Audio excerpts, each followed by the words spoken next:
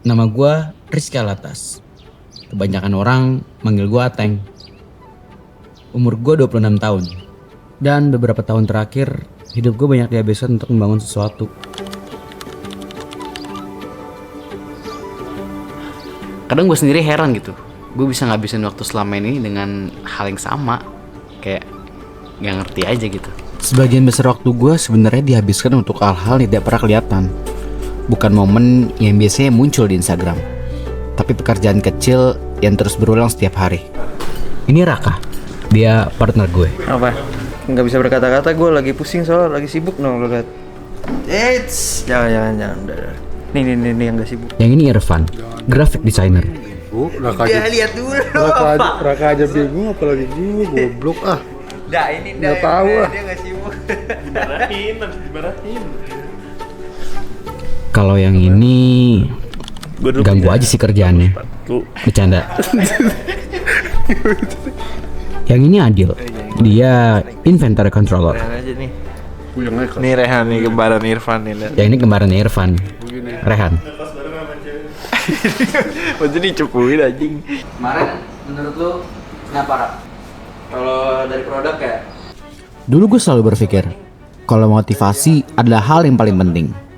Tapi semakin bertambah umur, gue mulai sadar yang lebih penting justru konsistensi. Tetap datang, tetap kerja. Walaupun lagi gak semangat, ya harus dijalanin. Ada banyak hal yang belum gue capai. Dan kalau jujur, kadang itu juga bikin kepikiran juga. Karena semakin dewasa, semakin banyak pertanyaan yang belum ada jawabannya. Dan gue rasa semua orang juga ngalamin itu.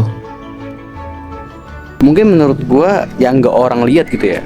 Ya keseharian kita sehari-hari. Packing, bikin konten, mikir, duduk berjam-jam.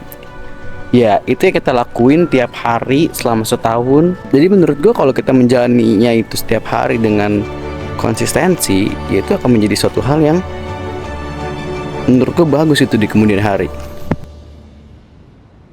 Ada satu hal yang gue suka ketika membangun sesuatu, dimana sebuah ide yang ada di kepala mulai terwujud gitu secara nyata. Ya dengan membangun brand ini, karya itu juga bisa dinikmati sama orang, walaupun kadang hasilnya tidak sesuai kenyataan. Ada yang suka, ada yang enggak. Bahkan kadang yang kita suka orang lain gak suka, dan begitu juga sebaliknya.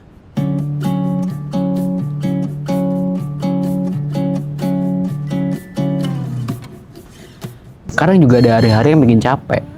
Bukan capek fisik, tapi lebih ke capek mikir. Mikir desain, mikir campaign, mikirin produk bakal kejual atau enggak. Karena setiap keputusan tuh ada konsekuensinya gitu. Dan gak ada bener-bener yang ngajarin cara ngambil keputusan itu. Ya semuanya harus sendiri, belajar sendiri.